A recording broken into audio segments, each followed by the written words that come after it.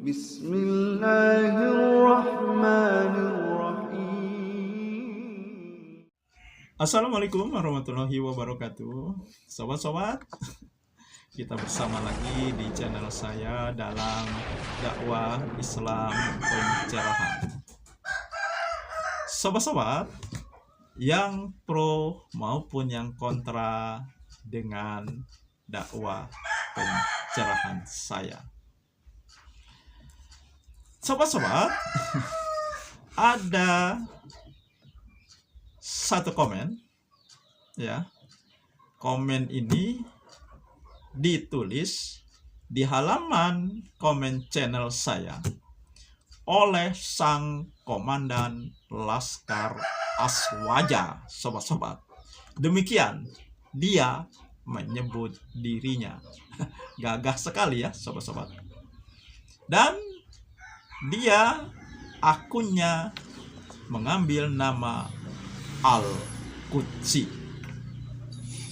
Nah, bisa dibaca sobat-sobat, komennya di screenshot ya. Dia berbicara atau menjelaskan masalah bid'ah yang menurut dia ya, seperti yang di komen dia itulah bid'ah. Ya. Jadi bid'ah itu ya, di komennya itu yang bertentangan dengan syariat. Ya, dia contohkan sholat subuh 2 rakaat. Nah, maka ada orang yang merasa sanggup sholat subuh 4 rakaat. Nah, ini bid'ah katanya. Demikian juga dengan puasa. Puasa wajib sebulan penuh itu di bulan Ramadan.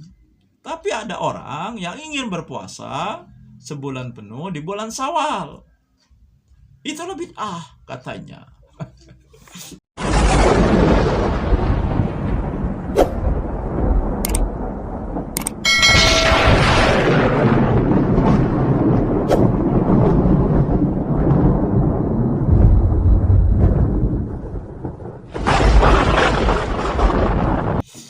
Aduh, Al-Qudsi. Kalau komen selalu kasar, blok. Ya. Ya, kalau lihat wajahnya saja, saya pernah ya, kebetulan kami ini pernah live sobat-sobat. Saya dikeroyok ya oleh Afandi. Sebenarnya live-nya dengan Afandi. Tapi yang lain kan ikut juga mengeroyok saya, termasuk Al-Qudsi. Wih, saya lihat wajahnya tuh, garang memang wajahnya sobat-sobat. Ya, kumisnya tebal. Ya, apa lo sobat-sobat? Kita lanjutkan bahasanya. Masalah bid'ah tadi ya. Ya, jadi menurut Al-Qudsi bid'ah itu yang bertentangan dengan syariat. Tadi dia contohkan sobat-sobat. Sobat-sobat yang pro maupun yang kontra, kalau bid'ah sejelas itu ya, tidak ada orang yang terjerumus dalam perbuatan itu. Dan tidak perlu Nabi selalu mengingatkan bahaya bid'ah itu ketika beliau menjadi khotib Jumat, sobat-sobat. Beliau ingatkan, berulang-ulang beliau ingatkan. Ya, artinya kalau ini diingatkan berulang-ulang, sesuatu yang penting ya, yang harus diwaspadai. Kalau yang dicontohkan oleh Al-Qudsi itu katanya bid'ah, sholat subuh harusnya wajibnya kan 2 rakaat ya. Sudah ditetapkan 2 rakaat. Tapi ada yang merasa mampu jadi 4 rakaat. Tidak mungkin orang akan melakukan seperti itu. Ya, orang yang awam sekalipun tidak mungkin melakukan sholat subuh 4 rakaat. Karena dia sudah tahu. Ya, perintahnya itu 2 rakaat sholat subuh itu. Ya kan? Mana mungkin orang akan melakukan itu. Sama dengan contoh puasa tadi. Ya, mana mungkin orang akan puasa Syawal selama sebulan sama dengan puasa Ramadan? Tidak mungkin. Karena di bulan Syawal ada hari-hari yang haram berpuasa. Ya. Ini kan apa namanya? Ya saya katakan ya bodoh lah. Ya, mengambil contoh seperti ini untuk membenarkan definisi bid'ahnya. Ya. Bid'ah itu berhubungan dengan amal ibadah, dan bid'ah itu menyerupai syariat. Ya. Artinya perbuatannya perbuatan baik. Bukan perbuatan yang jelas-jelas tidak baik dan melanggar syariat atau bertentangan syariat, seperti contoh Al-Qudsi tadi, sobat-sobat. Ya. Nah, ya kan orang terjerumus kepada amalan bid'ah karena amalan itu baik. Misalnya tahlilan. Ya. Mengucap la ilaha illallah dalam acara tersebut kan baik. Baca Al-Quran kan baik. Ya. Nah, lalu kenapa bid'ah? Karena Nabi tidak pernah melakukan. Tidak ada sunnah nabinya.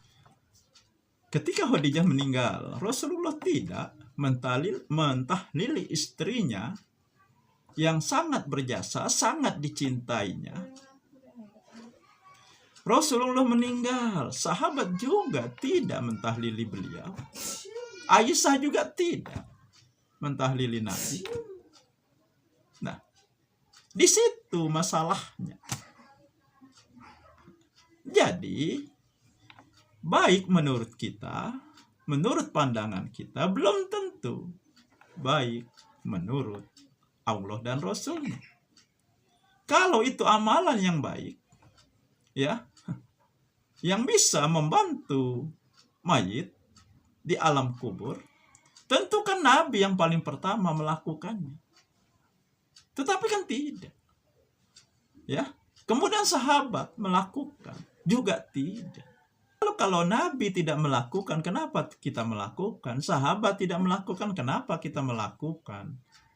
Istri Rasulullah tidak melakukan, kenapa kita? Ya, kan Allah menyatakan, A'udzubillahi minasyaitonirrajim, laqad kana lakum fi Rasulillahi uswatun hasanah. Sungguh dalam diri Rasulullah bagi kamu ada contoh teladan yang baik. Kenapa kita tidak mencontohnya? Ya, atau mengikutinya? Nah, kenapa kita menyelisihi Nabi? Apakah kita ini lebih paham agama ini dari Nabi? Ya? Apakah Anda ingin menuduh bahwa Nabi menyembunyikan amalan yang bisa membantu mayit di alam kubur, yaitu amalan tahlilan? Apakah Anda akan menuduh seperti itu?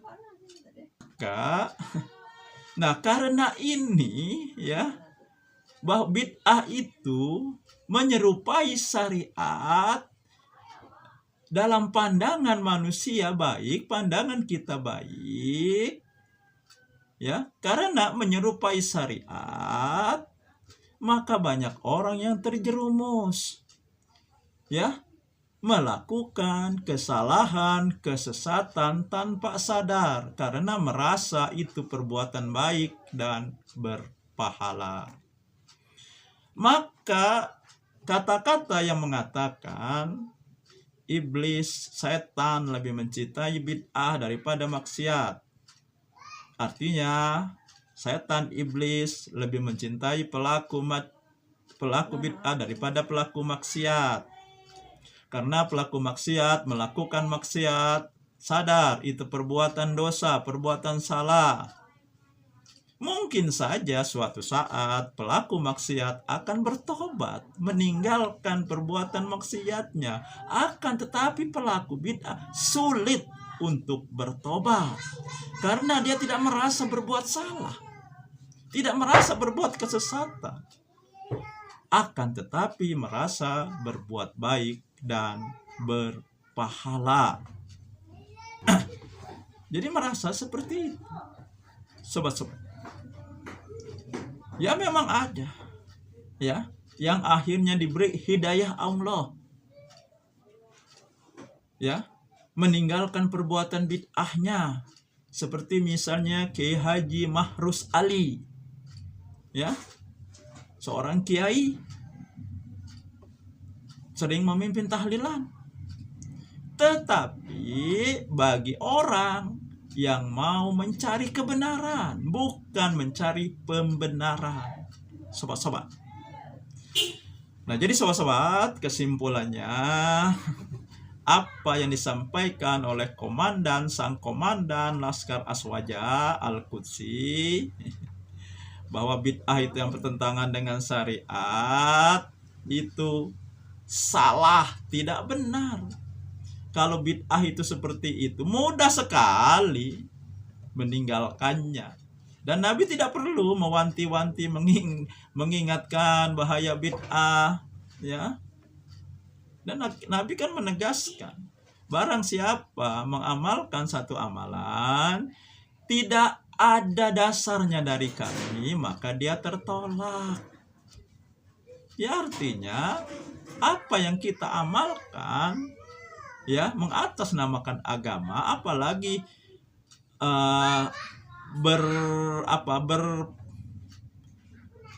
berpikiran itu berpahala, maka harus ada sunnahnya dari Nabi Muhammad Sallallahu Alaihi Wasallam.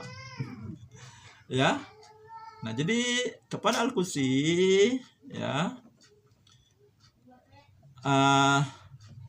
bid'ah yang Anda sampaikan, definisi bid'ah yang Anda sampaikan dan contohnya itu salah, ya. Nah, bahkan nanti ada tuh yang membagi bid'ah seperti hukum fikih, ya. Ada bid'ah yang halal haram. Dan ternyata sobat-sobat, membagi bid'ah seperti itu juga justru itu bid'ah.